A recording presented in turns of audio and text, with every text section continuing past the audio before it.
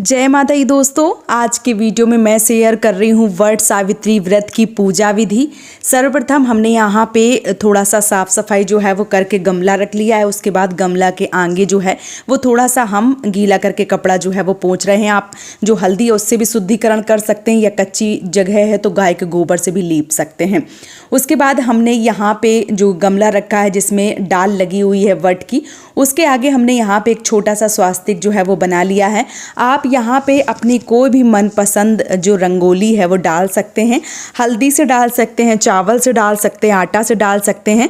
उसके बाद मैंने यहाँ पे क्या किया है, एक आसन जो है वो रख दिया है, एक जो पीढ़ा है चौकी जो है वो रख दिया है और उसके ऊपर एक हमने वट का पत्ता लिया है और गौरी गणेश जो है वो रख दिए। गौरी गणेश किस प्रकार से लिए हमने, है एक हल्दी की गांठ और एक जो सुपारी है उसकी गांठ रख के जो गौरी गणेश है वो हमने यहाँ पे बना लिए हैं। आप चाहें तो चांदी के, मिट्टी के या आपके पास जो भी है वो आप रख सकते हैं, नहीं तो आप इसी प्रकार से जो गौरी गणेश है वो बना सकते हैं। उसके बाद हमने क्या किया है, उसके बाद हमने जो दीपक है वो प्रज्वलित कर लिया, क्योंकि जब हम दीपक जो है वो जला लेते हैं उसके बाद पूजा शुरू करते हैं तो जो अग्नि देवता है वो हमारे पूजा के साक्षी होते हैं। इसके बाद मिट्टी का अगर कलश अगर आपके यहाँ वट वृक्ष के नीचे रखने की परंपरा है तो आप रख सकते हैं या आप कलश की स्थापना कर सकते हैं, क्योंकि गर्मी बहुत होती है तो गर्मी में मिट्टी का कलश रखना सर्वोत्तम माना गया है। और अगर आपके यहाँ रखा जाता है तो आप इसे जरूर रखें, नहीं रखा जाता है तो कलश की स्थापना करें। अगर कलश की स्थापना भी नहीं करी जाती है तो फिर आप अपने घर की परंपरा के अनुसार कर सकते हैं। यहाँ पे मैंने मिट्टी का एक जो घड़ा है वो भर के रख दिया है। उसके बाद जो पूजा है वो हम अपनी अब शुरू कर रहे हैं। तो हमने सर्वप्रथम क्या करना है, हमें सबसे पहले जो स्नान है वो करना है। तो अभी फूल जो है वो बहुत ज़्यादा ख़राब आ रहे हैं, गर्मी बहुत ज़्यादा हो रही है, तो हमने एक फूल ले लिया है और फूल में जो एक तरीके से पानी जो है वो लेके और इस प्रकार से भाव स्वरूप स्नान जो है वो करवा रहे हैं।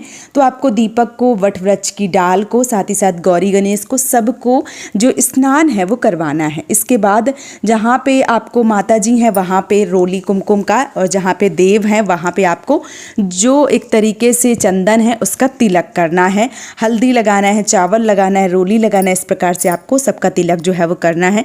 तो सर्वप्रथम हम दीपक का पूजन करेंगे, उसके बाद गौरी गणेश का, उसके बाद जो वट वृक्ष की डाल है उसका पूजन करेंगे। तो यहाँ पे हमने सबको जो तिलक चंदन है वो कर दिया है और जो वट वृक्ष की डाल है उसमें भी हम थोड़ा सा जो है वो लगा देंगे। और उसके बाद हम क्या करेंगे, उसके बाद जो भी आपके पास वस्त्र रूपी, चाहे तो कलावा है या आपने कोई भी ब्लाउज की पीस ली है या आपके पास जो भी चुनरी वगैरह है तो वो आप उड़ा दीजिए। यहाँ पे मेरे पास एक पीले कलर का जो चुनरी है वो है, तो मैंने यहाँ पे वट वृक्ष को जो है वो चूनर दे दी है, वस्त्र रूपी जो है वो मैंने यहाँ पे उनको उड़ा दिया है।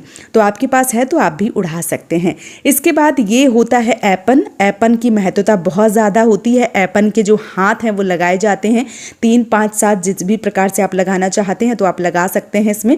तो यहाँ पे क्योंकि डाल में ढंग से नहीं लग पाता तो हम पत्ते में और जो डाल है वहाँ पे थोड़ी थोड़ी जगह पे लगा दे रहे हैं। जो वट वृक्ष का पेड़ होता है उस पर लगाते हुए बहुत अच्छा लगता है और हाथ जो है वो छप जाते हैं। तो ये चावल के आटे का घोल है, उसमें हल्दी जो है वो मिला के ऐपन जो है वो तैयार किया गया है। उसके बाद एक कपड़ा अपने पास ज़रूर रखें, बार बार पोंछने के काम में जो है वो आता है, तो यहाँ पे एक जो कपड़ा है वो ज़रूर रख लें। इसके बाद हमें क्या करना है, इसके बाद हमें जो पुष्प हैं, जो फूल हैं वो अर्पित करना है। तो यहाँ पे हम गौरी गणेश को पुष्प, जो दीपक है उसको पुष्प अर्पित करेंगे, साथ ही साथ वट वृक्ष की डाल में क्योंकि त्रिदेव का वास होता है तो हम यहाँ पे जो 3 फूल हैं वो अर्पित कर रहे हैं। आप अपने घर की परंपरा के अनुसार भी थोड़ी सी पूजा अलग भी कर सकते हैं, जैसे आपके यहाँ होती है। बिल्कुल सरल तरीका जो है वो मैं आप सबको दिखा रही हूँ। यहाँ पे मैंने जो सुहाग का सामग्री है वो रखे हुए हैं, साथ ही साथ दक्षिणा जो है वो भी रख दी है। तो सुहाग की सामग्री में आप 5, 7 या 16 सिंगार भी ले सकते हैं या आपके बजट में जो भी है वो आप ले सकते हैं। यहाँ पे मौसमी फल खरबूजा, आम, ककड़ी जो है वो मैंने रखी है। आपके पास जो भी है, आपके पास आम है तो आम ले लीजिए, आपके पास जो मान लीजिए खरबूजा है तो खरबूजा ले लीजिए, जो भी मिल जाए, या काट के रखे जाते हैं तो काट के भी रखें। साथ ही साथ अपने कोइछा में या अपनी साड़ी के पल्लू में जो है वो ज़रूर रखें, कुछ भी रखें, चाहे एक फल रखें, चाहे चना रखें, क्योंकि जो अपना साड़ी का पल्लू होता है, जो गोदी होती है, जो कोइछा होता है वो खाली नहीं छोड़ना चाहिए। इस प्रकार से जो है वो ज़रूर भरना चाहिए। तो मैंने यहाँ पे एक आम जो है वो ले लिया है। साथ ही साथ अब हमें क्या करना है, जो भी चीज़ें हैं, मान लीजिए कि आपने मिठाई में आपने या जो घर पे बनाई हैं वो सारी चीज़ें जो हैं वो आपको लेना है। तो यहाँ पे मैं सबसे पहले क्या करूँगी, चने जो है वो रख दूँगी अंकुरित वाले। उसके बाद ये वट सावित्री व्रत की कथा है, आपके पास है तो वो भी रख दें, और उसका भी जो टीका चंदन है हल्दी चावल रोली से, तो उसका भी जो तिलक है वो आपको करना चाहिए, क्योंकि ये कथा की किताब होती है और ये कथा जो है वो हमें पढ़नी होती है, इसलिए इसका भी तिलक जो है वो अनिवार्य रूप से आपको करना चाहिए। साथ ही साथ जो भी आपने मिठाई बनाई है, बेसन के लड्डू बनाए हैं या आपने बरगदाही बनाई है, पुए बनाए हैं, जो भी बनाए हैं वो इस दिन आपको ज़रूर चढ़ाने हैं। तो हम यहीं पे रख रहे हैं, क्योंकि नीचे ज़मीन में रखने का कोई मतलब नहीं है, तो हम यहीं पे जो अर्पित है भाव स्वरूप वो समर्पित कर रहे हैं। इसके बाद आपको क्या करना है, इसके बाद ये देखिए ये होता है कच्चा सूत, इससे फेरी लगाए जाते हैं, इसी से जनेऊ तैयार किया जाता है। तो ये कलावा ले सकते हैं अगर आपको मान लीजिए कच्चा सूत नहीं मिलता है तो, और अगर मिल जाता है तो अच्छी बात है, लेकिन कलावा जरूर अर्पित करें, क्योंकि जब हम पूजा करते हैं पति की पूजा तो उनके हाथ में जो कलावा है वो जरूर बांधा जाता है, रक्षा सूत्र, इसलिए जो कलावा है वो जरूर रखें। साथ ही साथ यहाँ पे 2 जनेऊ जो हैं वो मैंने बनाए हुए हैं, पूजा में 2 जनेऊ बनते हैं, एक स्वयं के लिए और एक वटवृक्ष के लिए। तो यहाँ पे मैंने एक वटवृक्ष को पहना दिया है और एक जो जनेऊ है वो मैंने अपने स्वयं के लिए बचा के रखा है। तो इस प्रकार से 2 जनेऊ जो हैं वो पूजा में बनाए जाते हैं।